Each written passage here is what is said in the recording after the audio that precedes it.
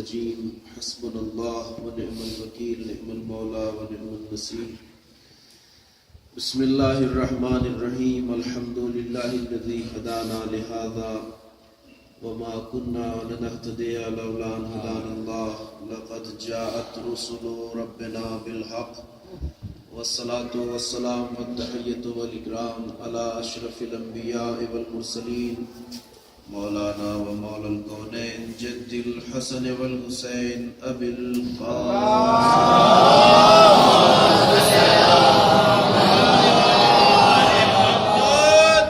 وعلى آله الطيبين الطاهرين المعصومين المظلومين الذين أذهب الله عنهم الرجس وطهرهم تطهيرا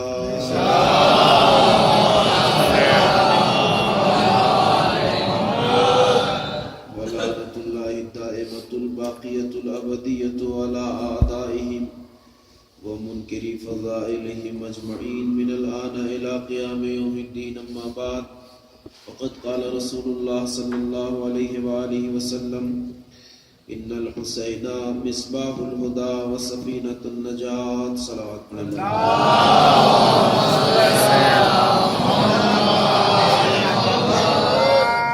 عزیزان محترم اور بزرگان گرامی قدر سلسلہ گفتگو ابتدا کی جن دو مجالس میں نے آپ کی خدمت میں شروع کیا تھا اور عرض کیا تھا اسی بات کو آگے بڑھانا اس وقت مقصود ہے اور میں نے عرض کیا تھا کہ کربلا دستگاہ عزت اور استقامت ہے اور یہ پیغام ہمیں شخصیت امام حسین علیہ السلام سے ملتا ہے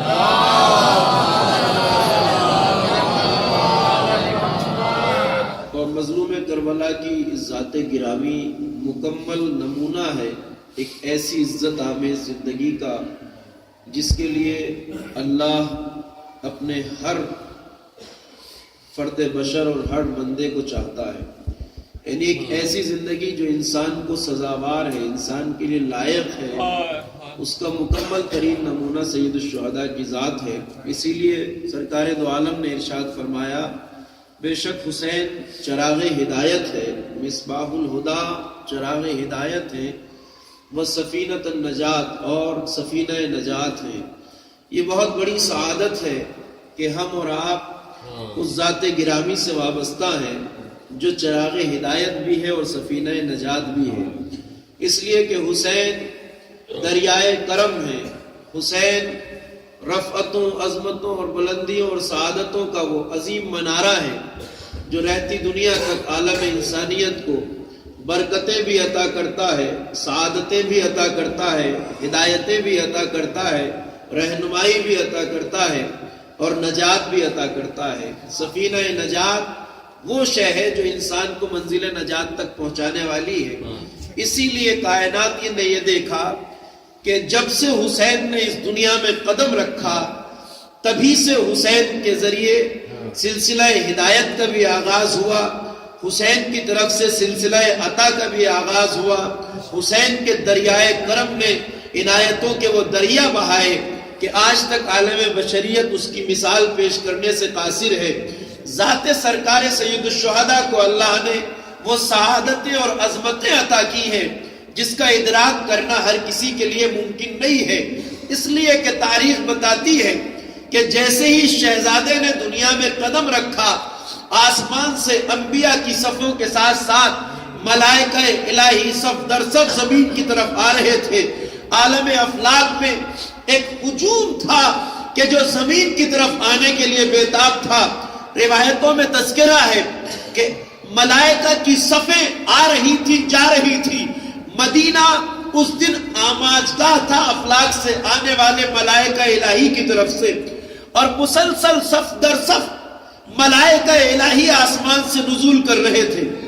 اور یہ وہ وقت تھا کہ جب حسین نے ابھی اس دنیا میں آنکھیں کھولی تھی، پیغمبر تشریف فرما تھے، شہزادہ اپنے گہوارے میں موجود ہے۔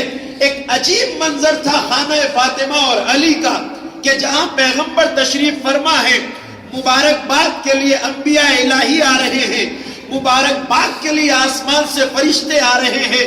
یکایک اسی درمیان یہ دیکھا گیا کہ ایک ایسا فرشتہ جس کی قوت پرواز کو اللہ نے اس سے سلب کر لیا تھا، جس کا نام تاریخ نے فطرس لکھا ہے۔ ہم جانتے ہیں کہ ملائکہ نوری مخلوق ہے، اور نوری مخلوق کا مطلب یہ ہے کہ ان کے بالوں پر کا تصور ایسا نہیں کیا جاتا جیسے ہم پرندوں کا کرتے ہیں۔ اللہ نے اس نوری مخلوق کو ایک صلاحیت عطا کی ہے کہ ایک ملک قوت پرواز رکھتا ہے، یعنی وہ لمحوں میں کائنات کے جس حصے میں جانا چاہے جا سکتا ہے، جس حصے سے آنا چاہے آ سکتا ہے۔ یعنی ایک ملک اگر یہ چاہے اور ارادہ کر لے کہ وہ افلاک کی وسعتوں سے زمین پر آ جائے تو اسے اڑتے ہوئے اس طرح نہیں آنا ہے جس طرح کوئی پرندہ آتا ہے، بلکہ وہ ادھر ارادہ کرتا ہے، ادھر اس کی وہ صلاحیت اسے وہاں پہنچا دیتی ہے۔ اسی طرح زمین سے افلاک کی وسعتوں کی بلندی ہے۔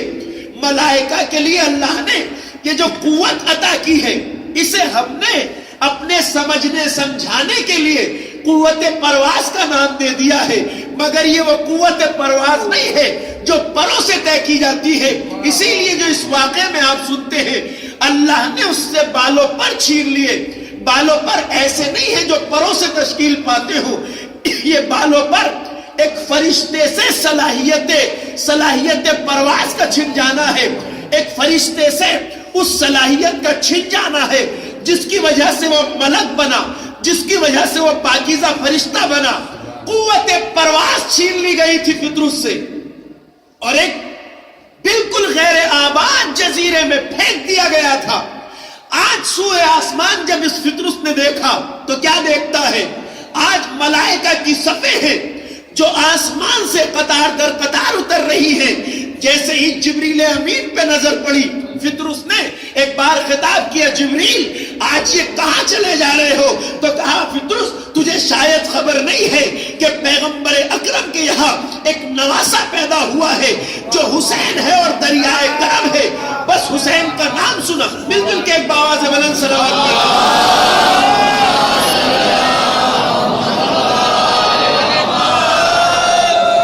پیغمبر رحمت کے یہاں ایک ایسا نواسہ پیدا ہوا ہے جو دریائے کرم ہے، عطا کا دروازہ ہے۔ ایک عجیب سی حسرت نے فطرس کے دل میں انگڑائی لی۔ قوت پرواز تو نہیں تھی، خود تو اپنی جگہ سے ہل نہیں سکتا تھا، اس لیے گزارش کی، جبرائیل اگر ممکن ہو تو مجھے بھی سرکار کی خدمت میں لے چلو۔ اور دیگر ملائکہ نے سہارا دیا۔ بس میں پیغمبر میں جب یہ لاچار فرشتہ آیا تو پیغمبر کی نظر اس پر پڑی، اس کی حالت کو دیکھا، چونکہ حالت سب سے منفرد تھی، اس لیے بے ساختہ پوچھا، جبرائیل یہ کون ہے؟ کہا، یا رسول اللہ یہ فطرس ہے۔ کہا، اسے ہوا کیا ہے؟ کہا، اس کی قوت پرواز چھین لی گئی ہے۔ صفت ملائکہ جو اللہ نے ملائکہ کو عطا کی ہے، وہ صفت اس سے سلب کر لی گئی ہے۔ کہا، اچھا، تو کہا، یا رسول اللہ کیا مجھ جیسے ایک عاجز بندے کی کوئی شفاعت ہو سکتی ہے؟ پیغمبر نے جیسے ہی منشا اور مقصود کو پہچانا، بس روایت میں اتنا لکھا ہے، سرکار دو عالم کے لبوں پہ مسکراہٹ آئی۔ کہا، جبریل بس اتنا کرو کہ اسے حسین کے گہوارے سے مس کر دو۔ ادھر حسین کے گہوارے سے مس کیا گیا، ادھر ملک فطرس کو دوبارہ قوت پرواز عطا ہو گئی۔ بس یہی سے تو آج دنیا سمجھتی نہیں ہے۔ لوگ کہتے ہیں کہ آپ تعزیہ داری کیوں کرتے ہیں، آپ علم سے وابستگی کیوں رکھتے ہیں، آپ ذریعہ حسینی سے وابستہ کیوں ہیں؟ آخر اس سے وابستگی کا مطلب کیا ہے؟ اس سے تبرک اور برکتیں کیسے حاصل کرتے ہو؟ اس سے فیصلے کیسے حاصل کرتے ہو؟ اس سے فیض کرم کیسے حاصل کرتے ہو؟ ہم بھی اس دروازے پر اس تعزیہ داری تک نہ آتے، ہم بھی اس گہوارے تک نہ آتے اگر سرکار نے یہ کہا ہوتا کہ اے جبرائیل اس فرشتے کو حسین کے جسم سے مس کرو۔ حسین کے جسم سے نہیں کہا، حسین کے گہوارے سے کہہ کے بتا دیا کہ حسین کی تو بات الگ ہے، جو شے حسین سے منسوب ہو جائے ایک صلوات پڑھے اور محمد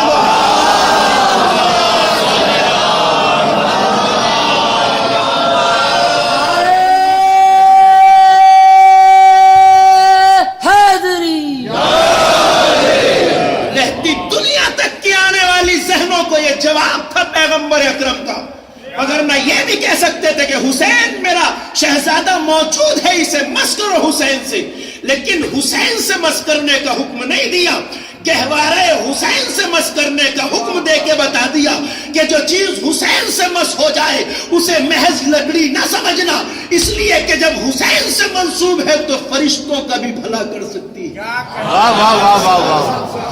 اور بس یہی وہ بات ہے جسے سرکار دو عالم نے بتانا چاہا کہ حسین کی عظمت کا ادراک ہر کوئی نہیں کر سکتا۔ قوت پرواز عطا ہو گئی فطرس کو۔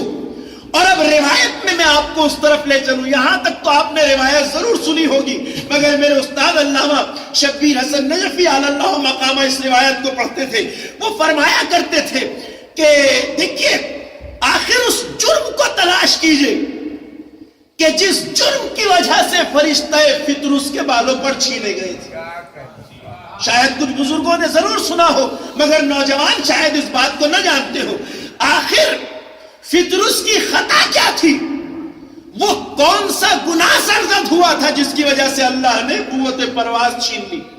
روایتوں میں ہے اور ہم آج سبھی جانتے ہیں، اللہ غرور کو پسند نہیں کرتا، تکبر کو پسند نہیں کرتا، لہذا روایتوں میں تذکرہ ہے کہ یہ فرشتہ فطرس اپنی قوت پرواز کی بلندی کی وجہ سے ایک دن عالم ملکوت میں اتنی بلندیوں پہ پرواز کر رہا تھا، اتنی بلندیوں پہ پرواز کر رہا تھا کہ جہاں کسی کی پرواز ممکن نہیں تھی، بس اس پرواز کے دوران اس کے دل میں ایک خیال پیدا ہوا کہ ارے مجھ جیسا کون ہوگا کہ میں اتنی اونچائی پہ اڑ رہا ہوں۔ جیسے ہی دل میں یہ مغرورانہ خیال آیا، قدرت الہی ناراض ہو گئی اور سزا کے طور پہ قوت پرواز چھین لی گئی فطرس کی۔ واہ واہ واہ۔ تو ہمیں غرور پسند نہیں ہے، ہمیں تکبر پسند نہیں ہے، اللہ نے صلاحیت پرواز ہی کو سلب کر لیا۔ لہذا خطا روایتوں میں جو لکھی گئی ہے وہ یہ ہے کہ اللہ کو اس کا یہ فخر کرنا، یہ غرور کرنا فطرس کا پسند نہیں آیا، اس لیے صلاحیت پرواز کو چھین لیا گیا۔ مگر کمال حیرت کی بات یہ ہے، کمال حیرت کی بات یہ ہے کہ جس خطا پر فطرس کے بالوں پر چھینے گئے تھے، روایتوں میں لکھا ہے کہ حسین کے گہوارے سے شفا حاصل کر کے قوت پرواز لے کر جب یہ فرشتہ دوبارہ آسمانوں میں گیا تو اس نے پھر وہی حرکت دہرائی۔ توجہ فرمائیں گے، حرکت وہی دہرائی مگر ایک اضافے کے ساتھ، پھر یہ ملک آسمانوں کی بلندی میں گیا اور پھر اس نے ملکوت اعلیٰ میں بلندیوں پہ پرواز کر کے ایک جملہ دہرایا، ومن مثلی انا عتیق الحسین، ارے مجھ جیسا اب کوئی ہو تو آئے میں حسین کا آزاد کرتا ہوں۔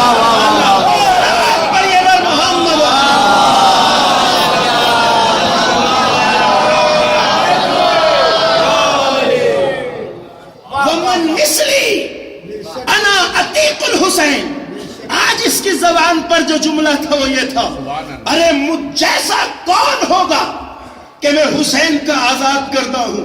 عزیزوں، کہیں روایت میں اب یہ تذکرہ نہیں ہے کہ پھر رحمت الہی جوش میں آئی ہو، پھر غضب پروردگار نازل ہوا ہو۔ شاید ہم بارگاہ الہی میں اگر ہاتھوں کو جوڑ کے عرض کریں، پروردگار بات تو آج بھی وہی ہے جو کل کر رہا تھا، کام تو آج بھی وہی ہے جو کل کر رہا تھا، کہا نادان مگر اس فرق کو تو دیکھ لے، کل اپنی ذات پہ فخر تھا، آج حسین سے نسبت کر رہا ہے۔ صلوات پہ محمد۔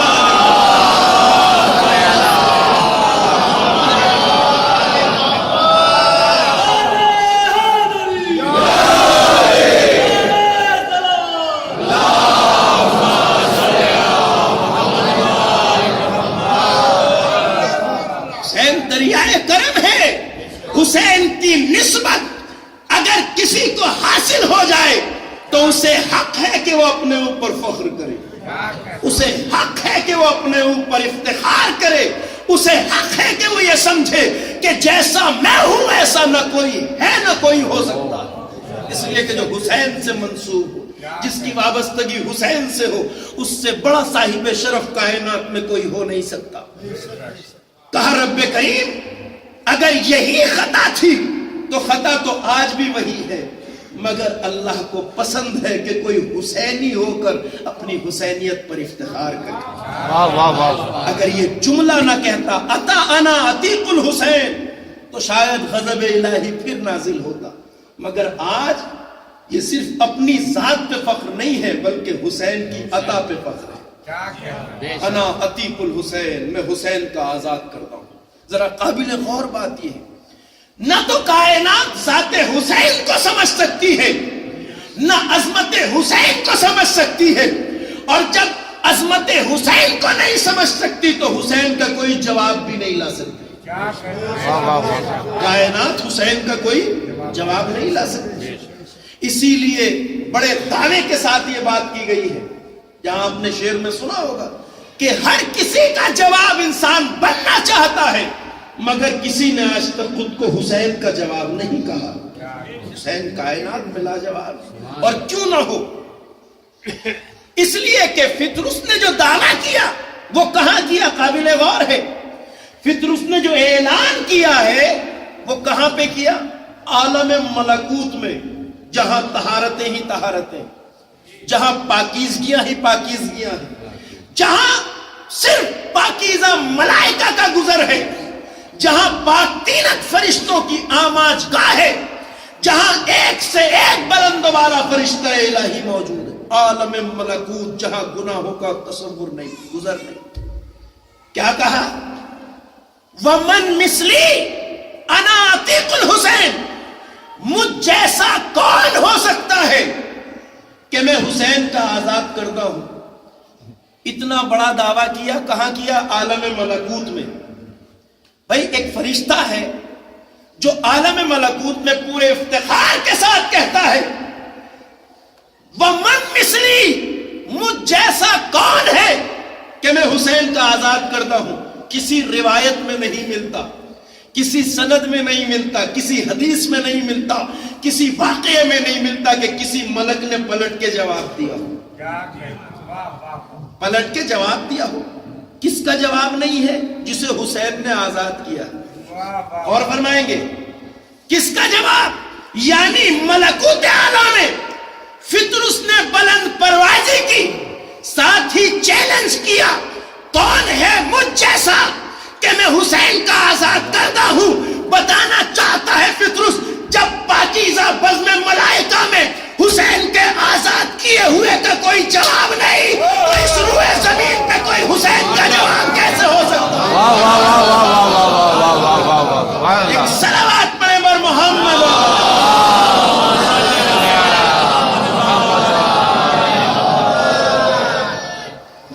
یہ ایک دعویٰ ہے، یہ ایک ایسا چیلنج ہے جو بزم ملائکہ میں کر رہا ہے فطرس۔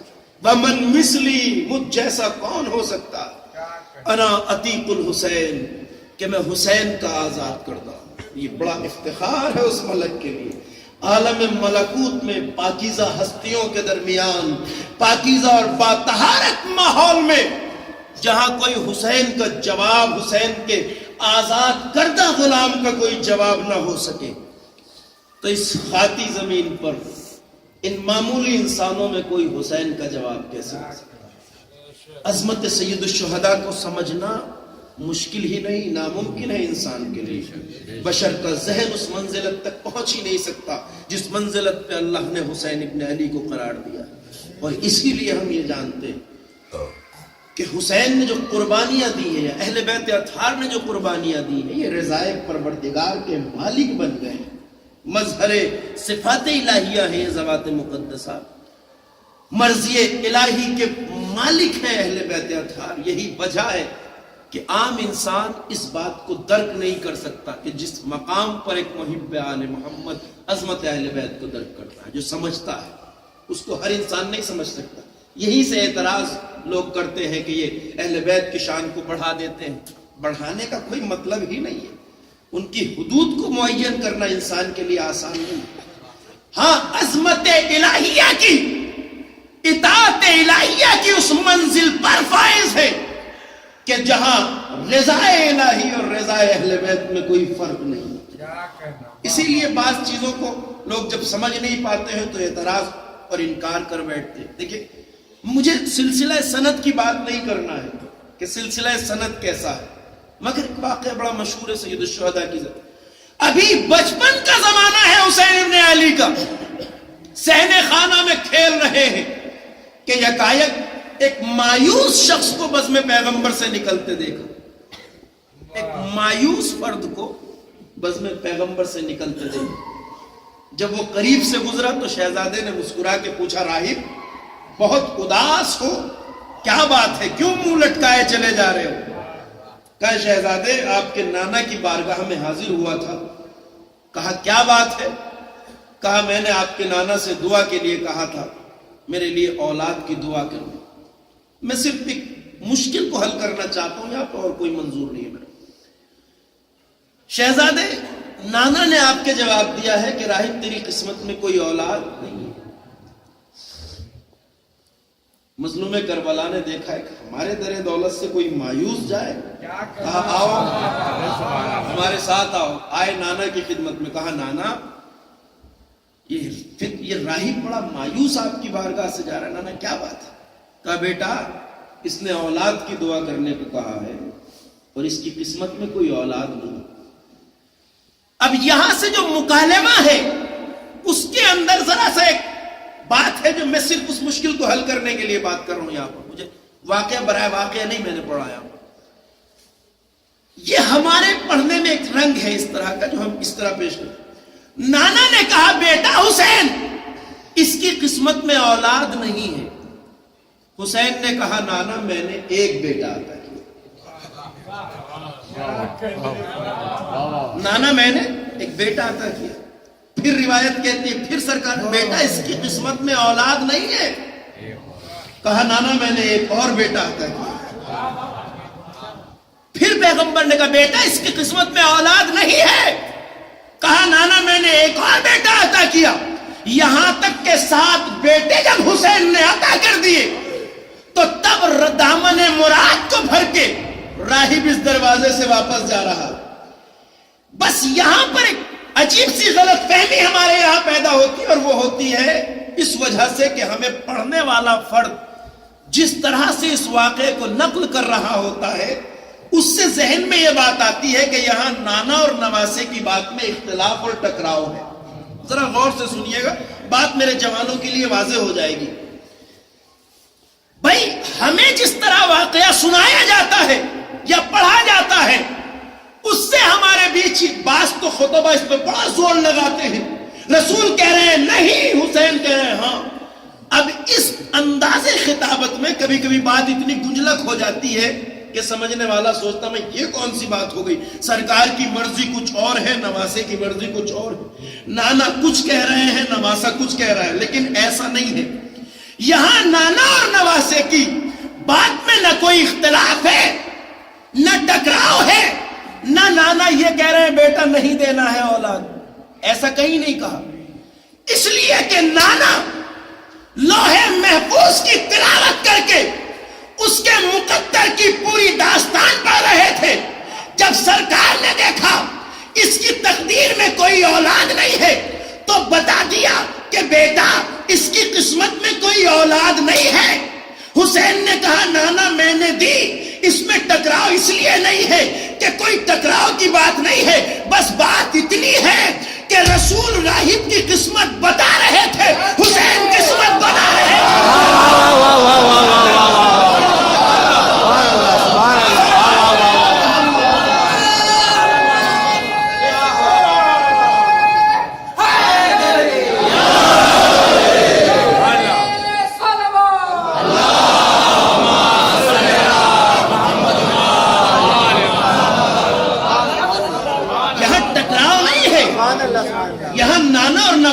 اس بات پر بحث نہیں ہو رہی ہے کہ نہیں دی جائے گی.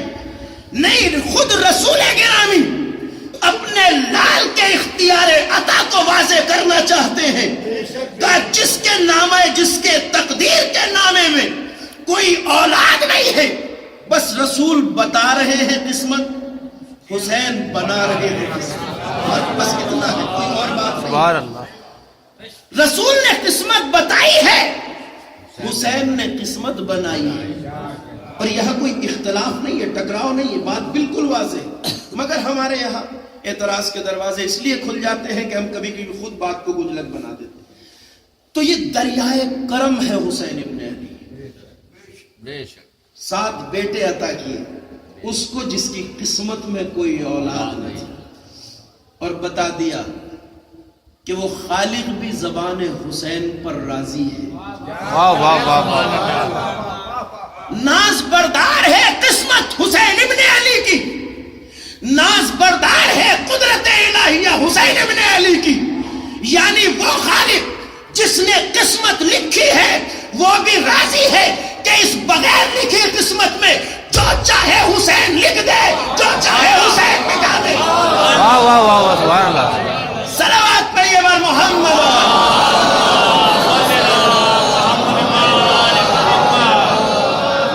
سبحان اللہ سبحان اللہ۔ اس لیے کہ اللہ نے اختیار دیا ہے اور عطا کیا ہے اس قربانی کے نتیجے میں، جس نے تا قیامت دین الہی کی حفاظت کی، جس نے رہتی دنیا تک پرچم توحید کو بلند رکھا۔ بات وہی ہے، آپ نے بارہا سنا ہے سرکار دو عالم کی اس حدیث گرامی کو جہاں فرمایا حسین منی وانا من الحسین، میرا حسین مجھ سے ہے، میں اپنے حسین سے ہوں۔ بالکل واضح بات ہے، بہت بیان ہوتا ہے اس بارے میں، اور وہی چیز ہے کہ ہر نواسا اپنے نانا سے ہوتا ہے، مگر یہ بات خلاف دستور ہے کہ ایک نانا اپنے نواسے سے کس طرح ہوتا ہے۔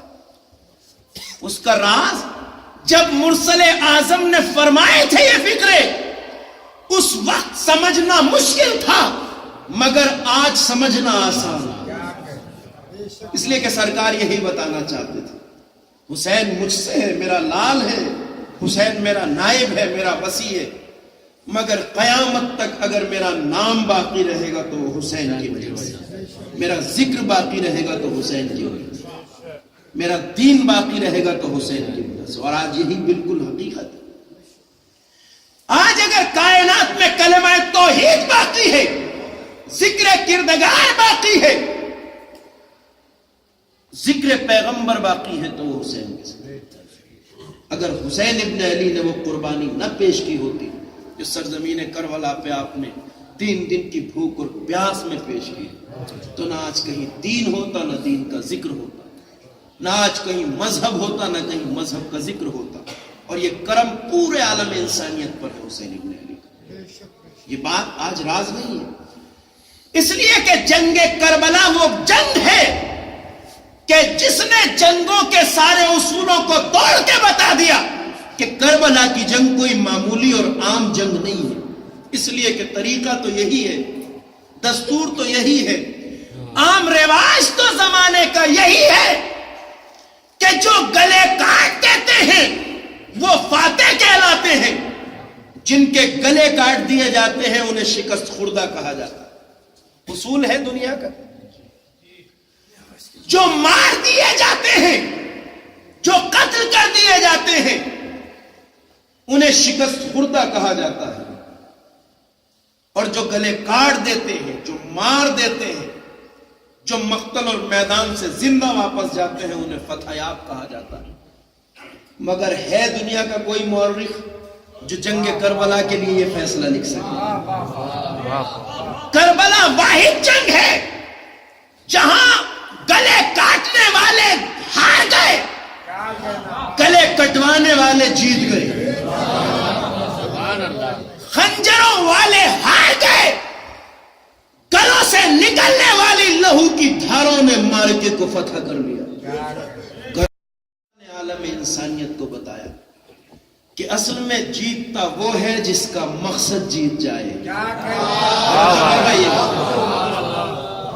ہارتا وہ ہے جس کا مقصد ہار جائے۔ قابل غور ہے کربلا نے پہلی بار ثابت کیا زمانے کے سامنے، اگر بلند ترین مقصد لے کے میدان میں آؤ گے تو گلے کٹ جائیں تو کٹ جائیں، مگر تمہیں شکست خوردہ نہیں لکھا جائے گا۔ سبحان اللہ۔ گھر لٹ جائے تو لٹ جائے، مگر تمہیں ہارا ہوا نہیں لکھا جا سکتا۔ اسی لیے تو آج بھی چیلنج ہے اس بات کا کہ یہ کربلا ہے اگر جنگ شہزادوں کی، قلم میں دم ہو تو لکھو حسین ہار گیا۔ واہ واہ واہ واہ واہ واہ، سبحان اللہ۔ یہ کوئی معمولی مارکا نہیں، یہ مقصد کی جنگ تھی، اور بتا دیا کربلا والوں نے۔ اصول تو یہی ہے کہ جو گلے کاٹ دیتے ہیں وہ جنگ جیت جاتے ہیں، جو قتل ہو جاتے ہیں وہ جنگ ہار جاتے ہیں۔ مگر کربلا کی انفرادیت یہ ہے کہ یہاں جیت ان کی ہوئی جنہوں نے گلے کٹا دیے، یہاں ہار ان کی ہوئی جو گلوں کو کاٹ کر نوک نیزہ پہ سروں کو لے گئے۔ اس لیے کہ جن کا مقصد تھا وہ اپنے مقصد میں کامیاب رہے۔ ان کا مقصد کیا تھا؟ کلمہ توحید کو بچانا۔ ان کا مقصد تھا دین کی حفاظت کرنا۔ ان کا مقصد تھا شریعت محمدی کی حفاظت کرنا۔ ان کا مقصد تھا کلمہ رسالت کی حفاظت کرنا۔ اور یہی وجہ ہے، یہی وجہ سے کہ جب سید سجاد سے کسی پوچھنے والے نے بازار شام میں یہ سوال کیا کہ زین العابدین، جنگ کربلا میں تم جیتے یا ہارے؟ تو میرے مظلوم امام نے اتنا جواب دیا، اذا حان وقت الصلاۃ، سن، جب وقت نماز آئے تو مسجدوں کی طرف نظر اٹھا کے دیکھنا، اگر آواز اذان آ رہی تو سمجھ لینا ہم جیت گئے، آواز اذان ختم ہو جائے تو سمجھنا ہم ہار گئے۔ سبحان اللہ۔ ایک معیار قرار دیا ہے، ایک ملاپ قرار دیا ہے سید سجاد نے اپنی فتح و ظفر کا۔ کہا اگر آواز اذان آ رہی ہے تو سمجھنا ہم جیت گئے، آواز اذان ختم ہو جائے تو سمجھنا ہم۔ کربلا کے بعد آج 1400 سال گزر چکے ہیں۔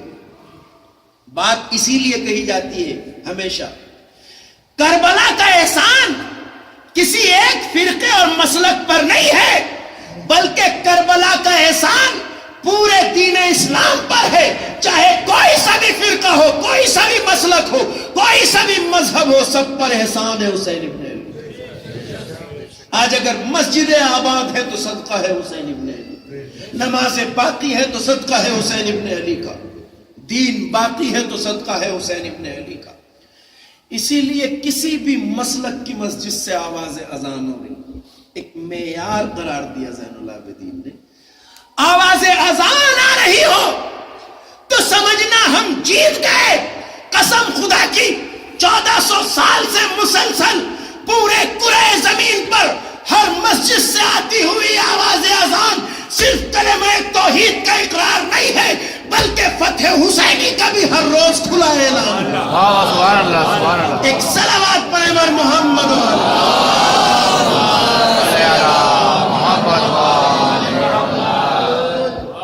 یہ حسین کی فتح اور کامیابی اور کامرانی کا واضح اعلان ہے۔ اعلان کسی بھی مسجد سے ہو رہا ہو، اعلان کسی بھی مسلک کی مسجد سے ہو رہا ہو، مگر یہ اعلان حسین کی فتح و ظفر کا اعلان ہے، کیونکہ سید سجاد نے ایک معیار قرار دیا کہ آواز اذان آ رہی ہے تو سمجھنا ہم جیت گئے۔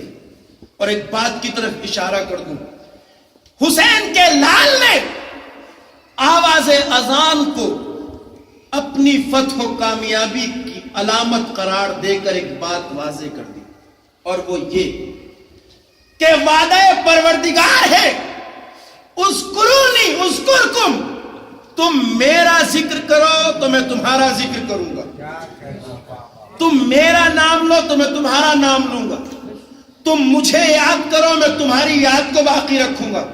تو حسین نے صرف اللہ کا ذکر نہیں کیا، بلکہ حسین کا کارنامہ یہ ہے کہ حسین نے اللہ کے ذکر کو بچایا۔ توجہ فرمائیے گا میری بات کی، جس نے بچا لیا ذکر الہی کو وہ اور ہوتا ہے، جو صرف اللہ کا ذکر کرے وہ اور ہوتا ہے۔ غور فرمائیے گا، جب ذکر کرنے والے سے اللہ کا اتنا بڑا وعدہ ہے تو جو ذکر کو بچا لے اس کی شان کیا ہوگی؟ بات ضائع نہیں جائے گی انشاءاللہ۔ جو ذکر کو بچا لے اس کا درجہ کیا ہوگا؟ ہم نہیں جانتے، مگر ہم یہ دیکھتے ہیں کہ یہ آواز اذان اللہ نے یہ چاہا کہ کربلا جب سے ہوئی ہے اس دن سے لے کر آج تک اس روئے زمین پر کوئی لمحہ، کوئی لہجہ، کوئی ساتھ، کوئی سیکنڈ ایسا نہیں گزرتا جہاں کرۂ زمین پر اذان نہ ہو رہی ہو۔ جب سے سورج طلوع ہوتا ہے سماٹرا سے لے کر امریکہ کے آخری حصے تک زمین پر کوئی سیکنڈ ایسا نہیں جاتا جب اذان نہ ہو رہی ہو۔ یہ وعدہ پروردگار ہے جس نے ذکر خدا کو بچایا، اس نے فتح حسینی کے اعلان کا ایسا انتظام کیا کہ زمین پر ہر آواز خاموش ہو سکتی ہے مگر فتح حسینی کی آواز ایک سبحان اللہ سبحان اللہ صلوات پڑھے بر محمد۔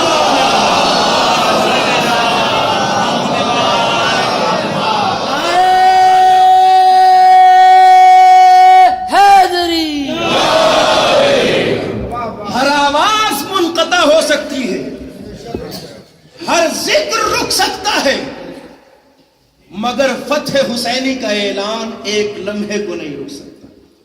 اور یہ ہے اس کریم پروردگار کا کرم کہ جس کی قوت کرم کو کوئی سمجھ نہیں سکتا، درک کر سکتا ہے کوئی وعدہ الہی کس طرح تکمیل پذیر ہوتا ہے۔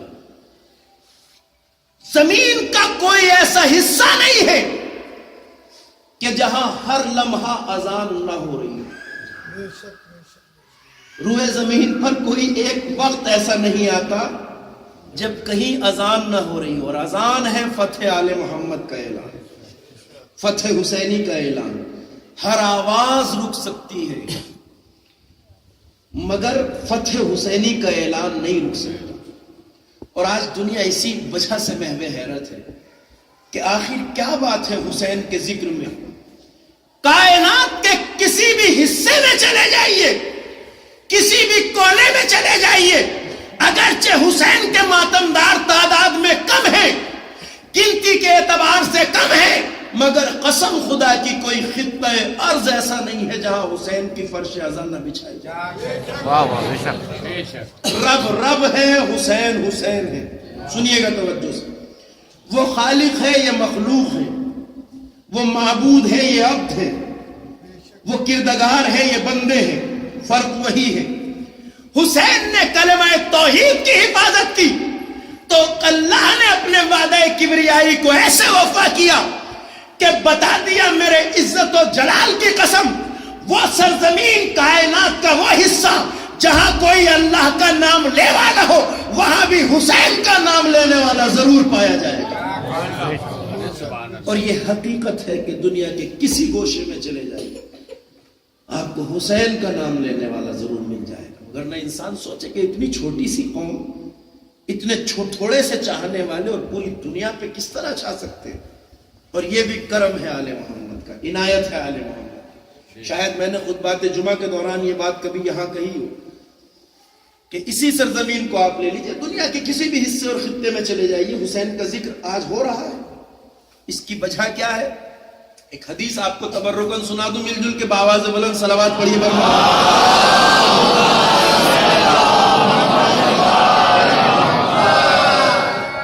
یہ اہتمام الہی ہے، یہ انتظام قدرت ہے، یہ اس قادر پروردگار کا لطف و کرم ہے کہ کوئی خطہ ارض حسین کے ذکر سے خالی نہیں۔ ایک روایت سنیے گا اور ان عظمتوں کو سمجھنے کی کوشش کیجیے گا جو حاصل ہوئی ہے ذکر حسین کے صدقے۔ عشق آل محمد ہمیں کیا دیتا ہے؟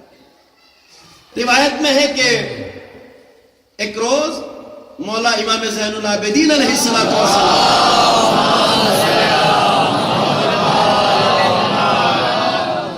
یہ روایت میں نے الظاہر ان دنوں یہاں ضرور پڑھی تھی جب اس پلاٹ کے اوپر پہلی بار نماز جمعہ قائم ہوئی، نماز قائم ہوئی، جب یہاں یہ کچھ نہ تھا، اور جو حضرات موجود تھے وہ جانتے ہیں۔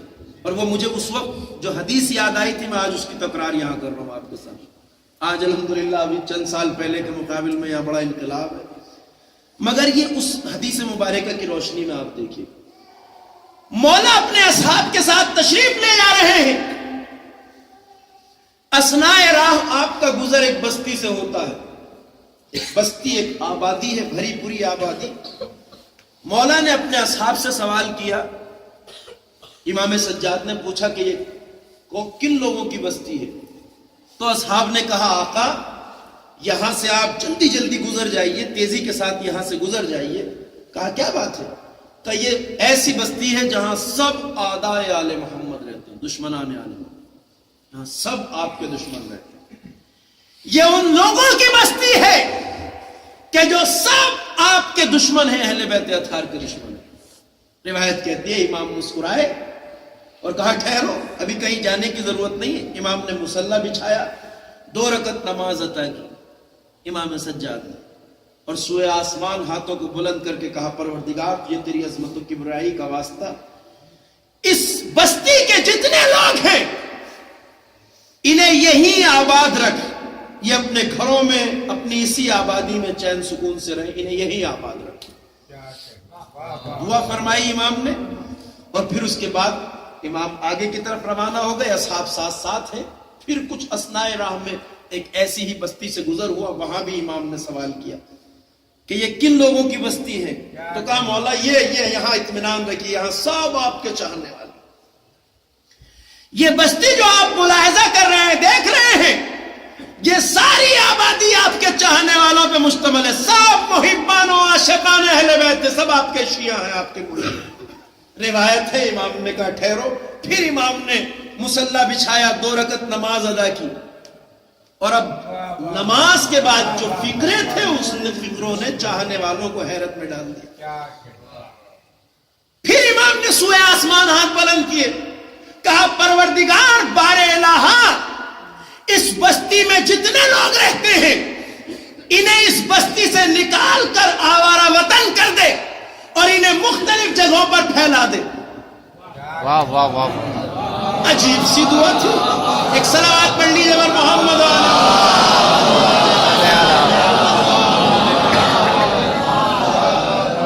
اتنی عجیب دعا. چاہنے والے اصحاب حیرت میں پڑ گئے، مولا یہ آپ کیسی دعا فرما رہے ہیں؟ دشمنوں کے لیے دعا کی کہ وہ یہیں آباد رہے اپنی جگہ پر، اپنی بستی میں. چاہنے والوں کے لیے دعا یہ ہے کہ یہ آوارہ وطن ہو جائے، یہاں سے متفرق ہو جائے. بس امام نے مسکرا کے کہا تم میری بات کے مقصد اور فلسفے کو نہیں سمجھ سکتے. سنو، یاد رکھو، ہمارا دشمن جہاں جائے گا وہ اپنے دل میں ہماری عداوت کی کثافت اور گندگی کو لے کے جائے گا. لہٰذا میں نے دعا کی پروردگار اس ساری گندگی کو یہیں پر باقی رکھ. ہمارا چاہنے والا جہاں جائے گا ہمارے عشق و محبت کی خوشبو لے واہ واہ واہ واہ واہ واہ واہ واہ. ایک صلوات پڑھے بر محمد.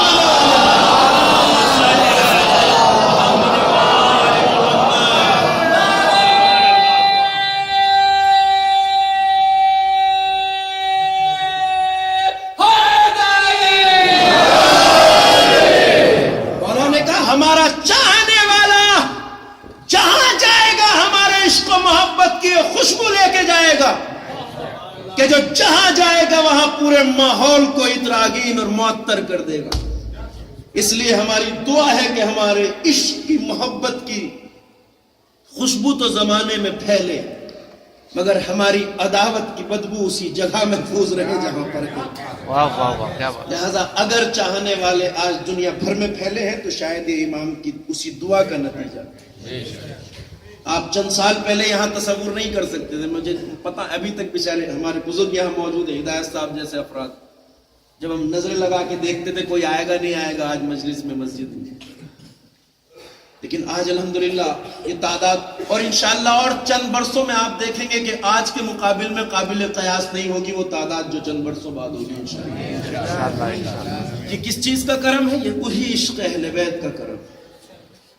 آپ سب وہاں اس زمانے میں موجود رہے تو یہ کرم ہے، عنایت ہے پروردگار متعال کی کہ اس نے ذکر حسین کی بقا اور حفاظت کا ذمہ خود اپنے اوپر لیا.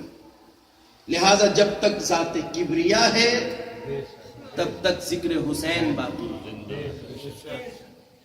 جب تک کائنات باقی ہے ذکر حسین ختم نہیں ہو سکتا. اس لیے کہ جو قربانیاں حسین نے دی ہیں ان قربانیوں کی بھی کوئی مثال اور کوئی نظیر کائنات نہیں ہے.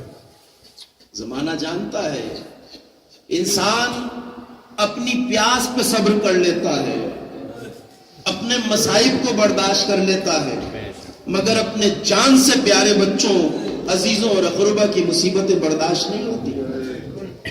ہم سے کوئی ہمارا بچہ اگر ایک بار پانی مانگ لے تو ہمیں تب تک چین نہیں آتا جب تک ہم اپنے بچے کی پیاس نہ بجھاتے. ہوتا ہے, فطرت ہے انسان کی. مگر کوئی پوچھے اس حسین کے دل سے جو اپنے خیموں سے 3 دن سے ننھے ننھے بچوں کی ہائے پیاس کی آوازیں سن رہا ہے, مگر پائے سے بات میں لغزش نہیں آتی. کوئی جان سکتا ہے اس حوصلے کو, اس ہمت کو؟ 3 دن سے وہ ننھی سکینہ ہائے پیاس کہہ رہی ہے جو بابا کے سینے پہ سونے کی عادی تھی. کہ حسین کا دل نہیں چاہتا ہوگا اپنی لاڈلی کو پانی پلانے کا, جس حسین کو پتا اب میرے اصغر کے جسم میں اتنی جان بھی نہیں ہے کہ وہ اپنے گہوارے میں کروٹ بدل سکے. پیاس نے اتنا نیم جاں کر دیا, پھر بھی اللہ کے مقصد کی بقا کے لیے, دین الہی کی حفاظت کے لیے میدان عمل میں جو ذات ثابت قدم ہے وہ حسین بن علی. کل 10 صفر کی تاریخ ہے. جانتے ہیں شہزادی سکینہ کے مصائب میں کتنا درد ہے, اور اس درد کو وہ سمجھتا ہوگا جس کے اندر عباس غازی کی عظمت کا احساس ہو. میں آپ سے بتاؤں سکینہ 3 دن کی پیاسی تھی, 3 دن کی پیاسی یہ بچی جو 3 دن سے مسلسل الاتش ہائے پیاس کہہ رہی ہے. مگر آپ بھی غور کیجئے گا, میں نے بھی غور کیا ہے مقتل کربلا میں, پیاسی ضرور تھی, 3 دن سے بار بار ہائے پانی کہتی تھی, مگر میں نے روایت میں کہیں نہیں دیکھا کہ عباس کی شہادت کے بعد پھر سکینہ کے منہ سے ہائے پیاس.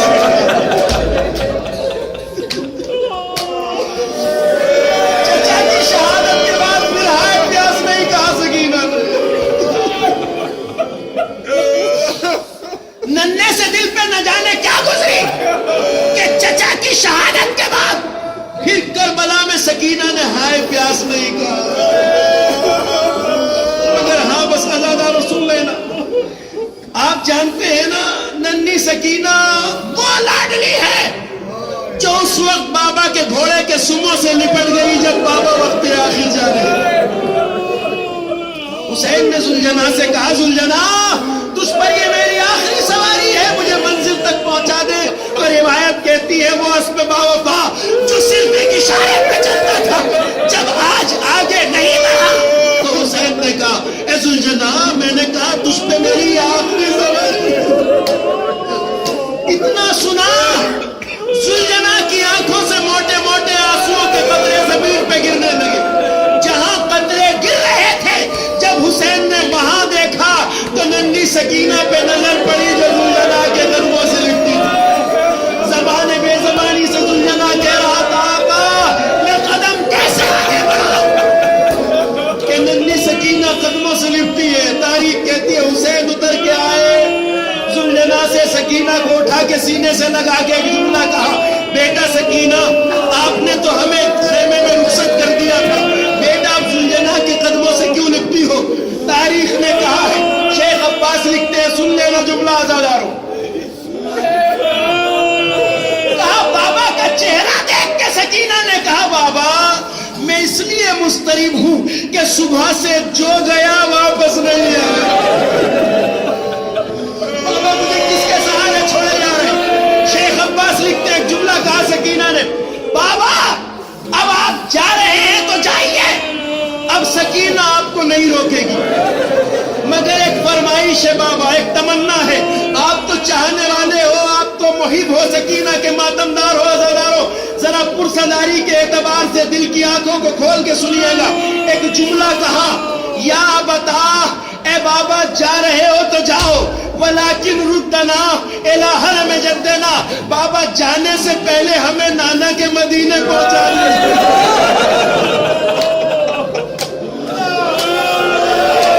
کتنا ارمان تھا مدینے جانے کا، بابا جانے سے پہلے نانا کے مدینے پہنچا دیجیے۔ میں نے بے وجہ نہیں کہا یہ جملہ، آپ تو چاہنے والے ہیں، آپ تو عزادار ہیں، آپ تو ماتمدار ہیں، سکینہ کو مدینہ کیوں نہ یاد آئے؟ ارے وہی شہر تھا جب تک مدینے میں تھی کبھی قدم زمین پہ نہیں پڑتے تھے، کبھی چچا عباس کی آغوش میں تو کبھی پھوپھی زینب کی آغوش میں، کبھی بھیا اکبر تو کبھی بابا کا سینہ۔ سکینہ کو مدینہ کیوں نہ یاد آئے؟ میں نے کہا آپ تو چاہنے والے ہیں، آپ کا دل کیسے نہ پھٹے گا؟ اس مصیبت پہ تو شمر شقی کو بھی ترس آیا۔ روایت میں لکھا ہے کہ ایک دن یزید ملعون نے پوچھا، اے شمر بتا کربلا میں کوئی منزل ایسی بھی آئی جہاں تیرے دل میں بھی رحم آیا ہو؟ جو منازل اس نے بتائی ہے اس میں سے ایک مقام وہ ہے۔ کہا ہاں یزید، ایک مقام وہ تھا جب میرا بھی دل پسیج گیا۔ کہا کون سا مقام تھا؟ کہ جب حسین خیمے سے نکل کر مقتل کی طرف رخصت ہو رہے تھے تو ایک ننھی سی بچی بابا کی ابا کے دامن کو بار بار پکڑتی تھی، بابا بابا ارے جا رہے ہو تو جانے سے پہلے ہمیں مدینے پہنچا دیجیے۔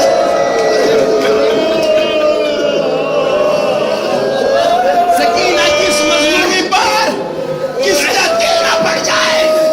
کتنی آرزو تھی مدینے جانے کی۔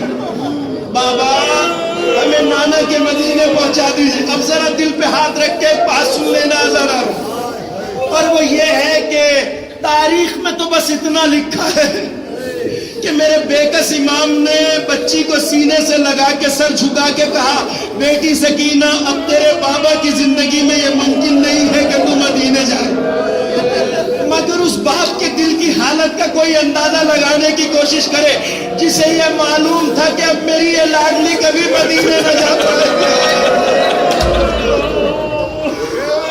کوئی اس باپ کے درد کو کیسے سمجھے جو یہ جانتا تھا میری یہ لاڈلی اب کبھی مدینے نہ جا پائے گی۔ روایت میں لکھا ہے 1 سال تک اہل حرم زندان شام میں رہے۔ سال گزرا تو ہر موسم بھی گزرا، دن بھر دھوپ پڑتی تھی، رات بھر اوس پڑتی تھی۔ ایک ایسے زندان میں سکینہ اپنی پھوپھیوں اور بہنوں کے ساتھ ہے۔ بس روایت کہتی ہے، سن لینا عزاداروں، سارے وقتوں میں جب دھوپ پڑ رہی ہو، اوس پڑ رہی ہو، دن چل رہا ہو، زمین دب رہی ہو، ایک سکون کا وقت وہ ہوتا ہے جب شام ہو جاتی ہے۔ لہذا روایت میں لکھا ہے جب شام کو دھوپ ہلکی ہوتی تھی تو ننھی سکینہ اپنی جگہ سے اٹھتی تھی، چھوٹے چھوٹے قدموں کو رکھ کے سکینہ اپنی پھوپھی زینب کبریٰ کے پاس آتی تھی تو خاک پہ بیٹھی ہوئی زینب اپنی سکینہ کو گود میں بٹھا لیتی تھی۔ الجھے ہوئے بالوں میں جب انگلیوں کو پھیرنے لگتی تھی زینب تو سکینہ کو سکون ملتا تھا، پھوپھی کی گود میں لیٹ جاتی تھی۔ مگر جب لیٹتی تھی تو نظر سوئے آسمان جاتی تھی، اڑتے ہوئے پرندوں کو دیکھتی تھی سکینہ اور پوچھتی تھی، پھوپھی اماں یہ پرندے کہاں گئے؟ پھوپھی یہ پرندے کہاں جا رہے ہیں؟ زینب لاڈلی سکینہ کے بالوں میں انگلیاں پھیرتے پھیرتے ایک جواب دیتی تھی، بیٹی سکینہ شام ہو گئی، بیٹا یہ پرندے اپنے آشیانوں کو جا رہے ہیں، اپنے گھروں کو جا رہے ہیں، بیٹا شام ہو جاتی ہے تو اپنے گھروں کو پرندے جاتے۔ بس اتنا سنتی تھی، تڑپ کے سکینہ پھوپھی کی آغوش میں بیٹھ جاتی تھی، نظروں سے نظریں ملا کے پوچھتی تھی، پھوپھی اماں شام ہو گئی، یہ پرندے اپنے گھروں کو جا رہے ہیں، اے پھوپھی ارے وہ شام کب آئے گی جب ہم بھی اپنے نانا کے مدینے جائیں گے؟ پھوپھی وہ شام کب آئے گی